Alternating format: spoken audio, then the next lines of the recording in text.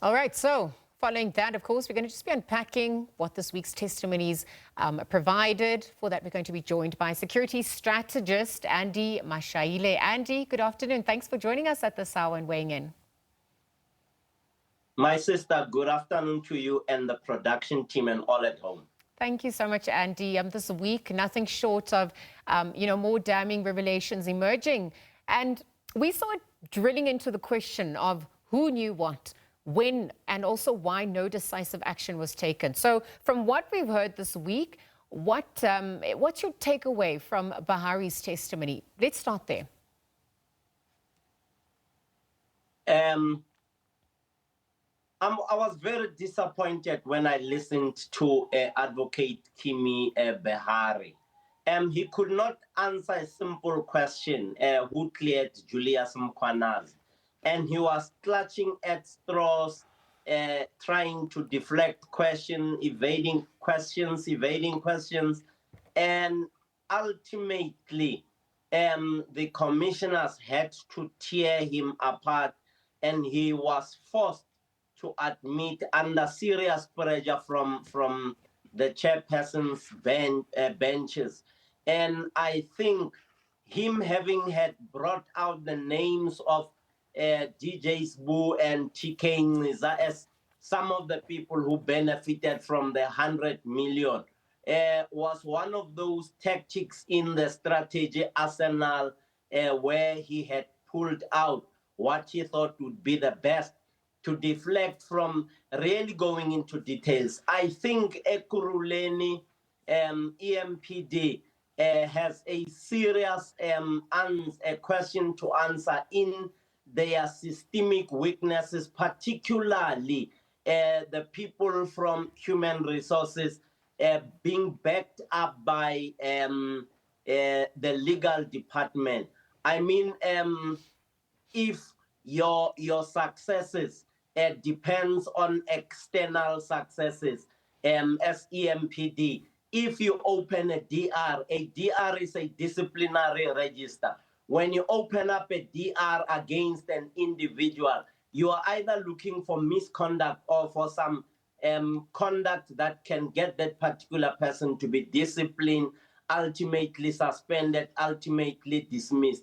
I found it a joke when the system was being unpacked in terms of checking of the responsibility that they have instead of them internally investigating and punishing those individuals who are found to have acted and brought the organization into disrepute and acted out of misconduct.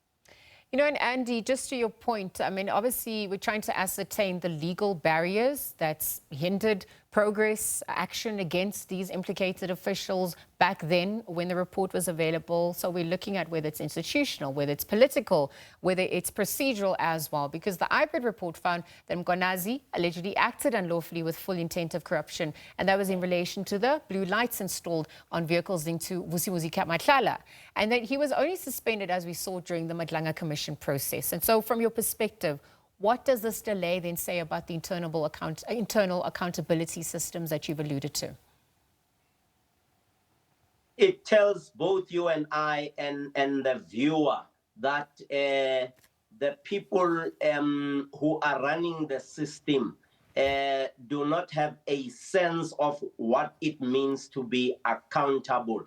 Like I said earlier on, if in managing an organization, you and I, or department, you and I must depend on someone else to pronounce his or her mind on our own employee, it means that you and I are not fit to run that organization. And you see these things at many MPs, MPSs, and municipal police service. This is the same thing that you have that you might have learned happens at TMPD, Tshwane Metropolitan Department, in terms of their own employees who were hijacking trucks and who IP could not really pin down, and some of them were arrested.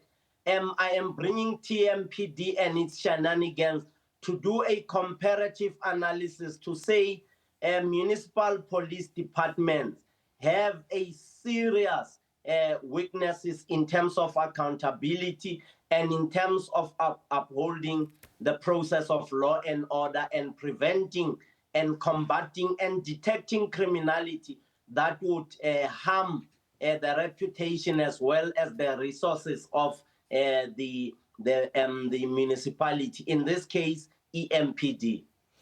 And so, Andy, when several other senior city officials, like the former city manager, the head of legal, are accused of blocking disciplinary action, shielding Mkhwanazi as well, which they have denied, how often do you see such official denial narratives playing out as this commission continues? And what are the unintended or intended consequences thereof as we continue with the work?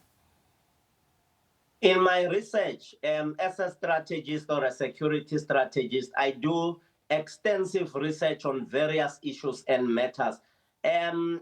People in these spaces, particularly Ekurhuleni, people know each other's wrongdoings, and they would receive those reports from EMPD or case numbers from SABS or those other things that gives them power over each other. You see them not wanting to open a DR against Julius Mkhwanazi because he knows what they have done, and they know what they have done, and it creates some serious challenges. So it's shaking of their responsibilities, leading to criminality. Well, Andy, let's also turn our attention now to another witness that took the stand. It was Paula Sullivan. So we're obviously trying to take a look at in relation to what's transpired with the Commission's work and the investigations as well. How was he implicated by other witnesses? He refused to answer some questions we saw prior to his background when it came to 1990. And so the legal implications that arise as a result of that, what does that mean? Perhaps before we get to that question, let's just quickly take a listen to this. Yeah, pardon? Do you have people who have accompanied somebody here? Yes. Okay. We're going to continue. Andy, if you can just perhaps then turn our attention now to Paula Sullivan and sort of what transpired this week and, you know, him refusing to answer some of the questions prior to his background for 1990 as well, the legal implications it has as we continue with phase 2 of the work at this point as well. I thought that he was a real tiger, only to realize that he was actually a paper tiger, given his experience and many of those things that he has done. And I was perturbed by knowing that he worked for British military intelligence and people who have training in that military intelligence space. They would be good at penetrating spaces like the one we have where he was the head of aviation security. And people who come from that space will never agree that they are operatives. I'm not suggesting that he's an operative or he's an agent. The evidence before me, when I analyze it and when I check on my experiences in terms of former military intelligence operatives, I see the similar picture. And the issue of three citizenships, or in that space where he comes from and coming into our country, and all of these things that all along we thought he was the man who understands the game, only to realize that he's not a big dog or a big man that he claims to be. I think what now needs to happen, from your question, are there any legal implications? With the Madlanga Commission, with the ad hoc committee, there are no serious implications except for exposing his background. I am waiting for him to knock at the door of the Madlanga Commission's chamber and take a seat and respond to the question. That's where you and I will tell whether he will be referred for criminal prosecution.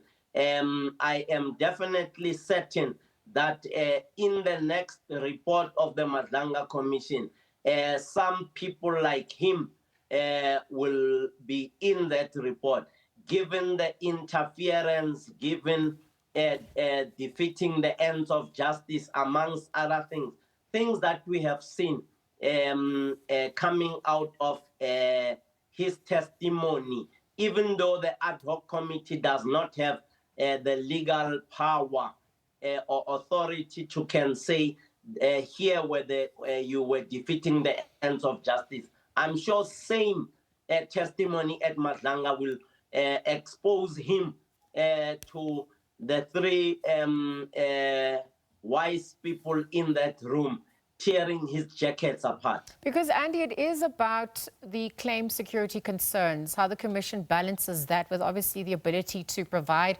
truthful and full testimonies as well. Also compounded by the fact that we've seen some of the issues when it comes to whistleblowers and, you know, how people have lost their lives, security breaches as well. So how do we begin to balance that as the Commission continues with its work for phase 2 in that regard? If he wants protection, he should be on the witness program. If he does not want protection, he does not want to be on the witness protection, it means he will look after his own security. I respect the Commission after the little storm in the teacup of people are wanting to associate the death of the various witnesses to their testimony at the Madlanga Commission. The Commission initially offered to put people on witness program, including Witness D. And we have learned that Witness D did not want to be on the witness protection program. And I except for Witness A, B, C, E, and F, I haven't heard of anyone who's on the witness protection program. I am happy, my sister, that there are initiatives, very clean, very well-intentioned, looking at the safety and security of those who are helping the country with regard to testimony and evidence and responding to what they know with regard to the allegations put forward by the hurricane, meaning General Mkhwanazi. All right, so we know that the work continues, and we'll have to monitor what happens as the week ahead obviously projects to that. But Andy Mashaile, security strategist, weighing in on what transpired at the Madlanga Commission this week. Some of the witnesses that took to the stand, some of the testimonies also unfolding, more questions being coming to the fore as we continue with that work there. So we're going to leave it there.